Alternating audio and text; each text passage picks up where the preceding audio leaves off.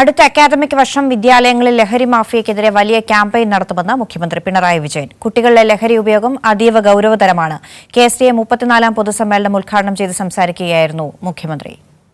കോഴിക്കോട് മുതലക്കുളം മൈതാനിയിലെ സീതാറാം യെച്ചൂരി നഗറിൽ നടന്ന പൊതുസമ്മേളന ഉദ്ഘാടന പ്രസംഗത്തിലാണ് സ്കൂളുകളിൽ പിടിമുറുക്കാൻ ശ്രമിക്കുന്ന ലഹരി മാഫിയക്കെതിരെ മുഖ്യമന്ത്രി ആഞ്ഞടിച്ചത്.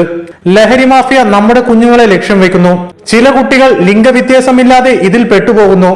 ഇത്തരം കാര്യം അധ്യാപകരുടെ ശ്രദ്ധയിൽപ്പെട്ടാൽ കുട്ടിയുടെ ആത്മാഭിമാനത്തിൽ ക്ഷതമേൽക്കാതെ കൈകാര്യം ചെയ്യണം.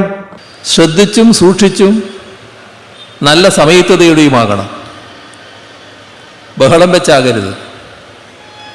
കാരണം ആ കുട്ടിയുടെ അഭിമാനത്തിന് പോറലേൽക്കാതെ കുട്ടിയെ തിരുത്തിക്കലാണ് നമ്മൾ ഉദ്ദേശിക്കുന്നത്.